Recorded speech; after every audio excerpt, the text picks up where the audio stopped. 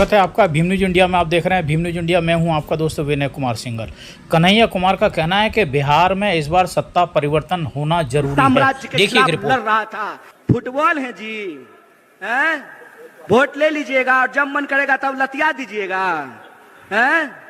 शांति नहीं तब तक जब तक सुखभाग न नरकासम होगा, नहीं किसी को बहुत अधिक और नहीं किसी को कम होगा। गृह मंत्री का बेटा कौन है? बोलिए ना जी। आपको ईडी से थोड़ी डर लगता है। डरे वो, घबराए वो जो बेईमानी किए हो, जो ईमान से जीते हैं, उनको डरने और घबराने की जरूरत नहीं है। हम मंच पे खड़ा होकर के राजनीति नहीं करते हैं, न्याय और हक की लड़ाई लड़ते हैं। ये बात याद रखिएगा। इतनी जोर से आवाज लगाइए कि सत्ता को घबराहट होने लगे, उनको ये एहसास हो जाए कि बिहार एक बार फिर से इस देश में क्रांति के लिए, बदलाव के लिए तैयार है। उनको घबराहट हो जाए कि उनका जो फूट डालो राज करो की नीति है, वो फूट डालो राज करो की नीति नहीं चलने वाली है। और ये फूट डालो राज करो की नीति क्या है? टीवी खोल करके देख लीजिएगा। भाई लोग, आपसे कोई शिकायत नहीं है। हमको मालूम है कि जो लोग मीडिया में नौकरी कर रहे हैं, उनके पिताजी प्रधानमंत्री नहीं है, गृह मंत्री नहीं है, मुख्यमंत्री नहीं है। वो साधारण परिवार के लोग हैं।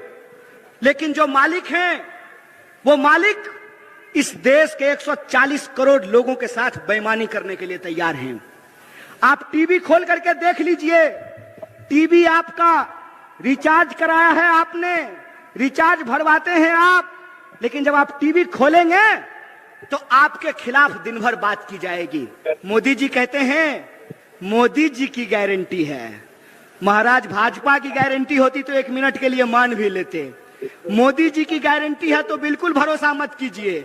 अगर विश्वास नहीं होता है तो यशोदा जी से जाकर के पूछ लीजिए। गारंटी लिए थे ना जी।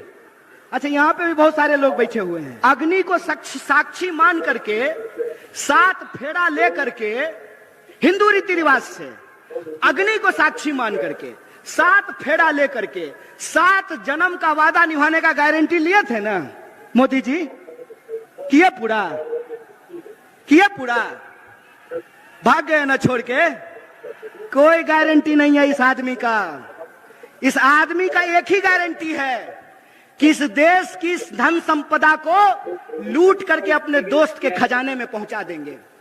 एक ही गारंटी है कि रेलवे बेच देंगे, एयरपोर्ट बेच देंगे, पोर्ट बेच देंगे, सड़क बेच देंगे, नदी बेच देंगे, खदान बेच देंगे। और इस देश के जो आम लोग हैं वो नौकरियों के लिए दर दर तड़पेंगे, दर दर भटकेंगे। और जो भी गारंटी इन्होंने कहा था, मैं आपसे पूछता हूं कि कौन सी गारंटी पूरी हुई है? बोलिए। 15 लाख आपके खाते में आया? 15 लाख खाते में आया? 2 करोड़ नौकरी मिली? महंगाई कम हुआ? काला धन आया? तो कौन सा गारंटी पूरा हुआ है जी? कौन सा गारंटी पूरा हुआ है? मंदिर बनाने का?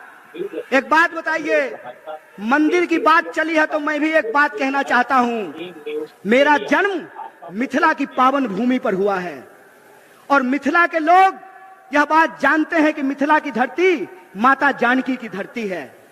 माता जानकी, जिनके बारे में हम लोग कभी भी भगवान प्रभु श्री राम का नाम अकेले नहीं लेते हैं। जब भी बोलते हैं तो क्या बोलते हैं? बोलते हैं सियापति रामचंद्र की जय। बोलिए, बोलते हैं कि नहीं बोलते हैं? देखे हैं राम जी के साथ फोटो सीता जी का? एक फोटो बता दीजिए। राम प्रसाद नवीन कहते थे, भूख से तरफ के मरवा काहे, मरने होते लड़के मर जा। जुल्मी बढ़लो तहू बढ़ी जा, भूख से तरफ के मरवा काहे, मरने हो तो लड़के मरी जा। मैं समझता हूं कि बिहार को, बिहार की एक एक आवाम को यह बात याद करने की जरूरत है कि हमारा गौरवशाली इतिहास क्या रहा है, हमारी ऐतिहासिक परंपरा क्या रही है। कहते हैं ना कि दुनिया के किसी इलाके में चले जाइए, कोई पद ले लीजिए, कोई पोस्ट ले लीजिए, लेकिन एक बिहारी अगर जन्मता बिहारी है तो मरते दम तक बिहारी रहता है, उसकी पहचान बिहारी रहती है। और हम जहां भी जाते हैं हर जगह लोग ये सवाल पूछते हैं कि अच्छा कन्हैया ये बताओ कि बिहार में क्या हो गया। और उस वक्त मैं बड़े अफसोस के साथ आप लोगों से यह दर्द साझा कर रहा हूं कि मेरे आंखों में पानी आता है और पहली बार जिंदगी में आंख शर्म से नीचे झुक जाता है, क्योंकि बिहार में पटना में जो बैठे हुए राजनेता हैं उनको नहीं मालूम है कि अपनी राजनीतिक अवसरवादिता के चलते बिहार की भूमि का पूरी दुनिया में ये लोग अपमान कर रहे हैं। ये भूल गए हैं कि बिहार कौन सी धरती है और बिहार ने किस तरीके से दुनिया को सत्य और अहिंसा का पाठ पढ़ाया है। आप सब जानते हैं ये कांग्रेस पार्टी का मंच है और आप सब कांग्रेस पार्टी के शेर दिल कार्यकर्ता हैं, जिंदा दिल इंसान हैं आप लोग। तो मैं आपको याद दिलाना चाहता हूं, बिहार वो भूमि है कि जहां पर एकमात्र देश के राष्ट्र कवि पैदा हुए और राष्ट्र कवि का नाम दिनकर है। और दिनकर कहते हैं शांति नहीं तब तक जब तक सुखभाग न नरकासम होगा, नहीं किसी को बहुत अधिक और नहीं किसी को कम होगा। ये दिनकर लिखते हैं। ये बिहार की जो ऐतिहासिक परंपरा है, ये बिहार की जो गौरवशाली परंपरा है, उस बिहार की गौरवशाली परंपरा को धूमिल करने का काम किया है भाजपा ने। बिहार की गौरवशाली परंपरा को पलटू राम बनाने का काम किया है भाजपा ने। इसीलिए मैं आप तमाम लोगों से एक अपील करना चाहता हूं, सवाल चुनाव जीतने का नहीं है, सवाल किसी को मुख्यमंत्री और प्रधानमंत्री बनाने का नहीं है। सवाल यह है कि बिहार में रहने वाले जो 14 करोड़ लोग हैं, चाहे वो किसी भी जाति के हों, चाहे वो टीका लगाने वाले हों या टोपी पहनने वाले हों, किसी भी धर्म के हों, किसी भी संप्रदाय के हों, किसी भी बोली को बोलने वाले हों, चाहे वो मगही बोलते हों, भोजपुरी बोलते हों, मैथिली बोलते हों, अंगिका बोलते हों, कोई भी भाषा बोलते हों, बिहार के जो 14 करोड़ लोग हैं उनके आत्मसम्मान का सवाल है। फुटबॉल है जी, हैं? वोट ले लीजिएगा और जब मन करेगा तब लतिया दीजिएगा, हैं? ये जो बिहार के लोग हैं, बिहार के लोगों को ये सोचना पड़ेगा। नौजवानों से खास करके ये अपील करना चाहता हूं, दोस्त एक बात याद रखिएगा, ये लड़ाई किसी पार्टी को सत्ता में लाने की नहीं है। ये लड़ाई इस बात की है कि अगर हम इस देश के नागरिक हैं तो हमारा हक इस देश के दूसरे नागरिकों के बराबर है कि नहीं है।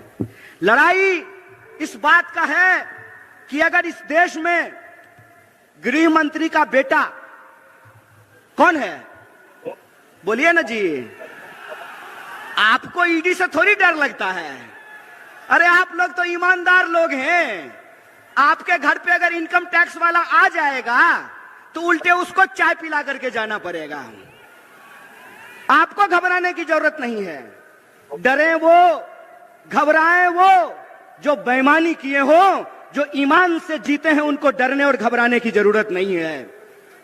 तो मेरा सवाल यह है कि इस देश में अगर गृह मंत्री का बेटा बीसीसीआई का सेक्रेटरी बन सकता है, इस देश में अगर एमपी लोग 5 साल के लिए बन सकते हैं, एमएलए 5 साल के लिए बन सकते हैं, नीतीश कुमार जी 5 साल में 3 बार मुख्यमंत्री बन सकते हैं, तो हमको भी नौकरी देनी पड़ेगी। बोलिए गलत बोल रहे हैं कि सही बोल रहे हैं?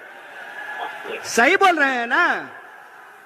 अगर यहां बैठे हुए हमारे नेता आदरणीय जयराम जी, आपको पेंशन भी मिलता है राज्यसभा में, तो आपको अगर पेंशन मिलता है, आपको पेंशन मिलना चाहिए कि नहीं मिलना चाहिए? बोलिए, मत डरिए गृह मंत्री से, डरने की जरूरत नहीं है। इसीलिए मैं कहता हूं यह न्याय की बात है। न्याय की बात यह है कि अगर इस देश में प्रधानमंत्री के चंदादाताओं का 14.5 लाख करोड़, कितना? 14.5 लाख। बाबू रे सुन्ना बिठा के देख लेना कि क्या को सुन्ना बिठाना पड़ेगा 14.5 लाख में।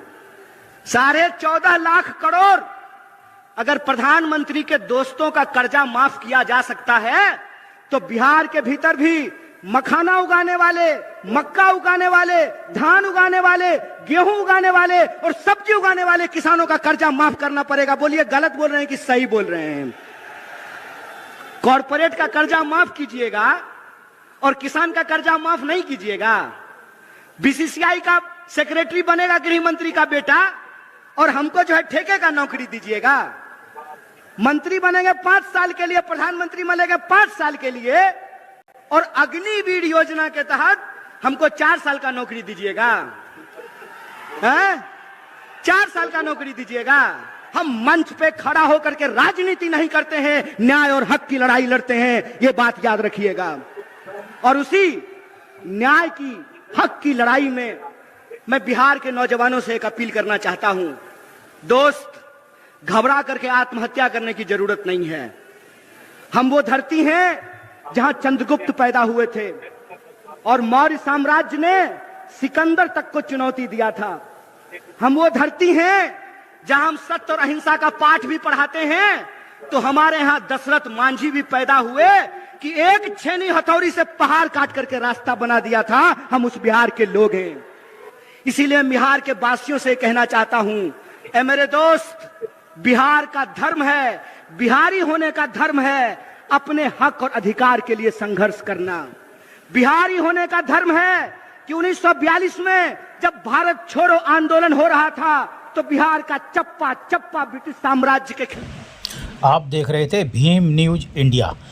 यदि आपको हमारे द्वारा दिखाई गई रिपोर्ट पसंद है तो प्लीज़ हमारे चैनल को YouTube पर सब्सक्राइब कीजिए, लाइक कीजिए, शेयर कीजिए, कमेंट्स कीजिए। आने वाले नोटिफिकेशन के लिए बेल आइकन का बटन दबाना ना भूलें। भीम न्यूज़ इंडिया के फेसबुक पेज को भी आप फॉलो कर सकते हैं। बने रहिए हमारे साथ, देखते रहिए भीम न्यूज़ इंडिया। आपका बहुत बहुत धन्यवाद।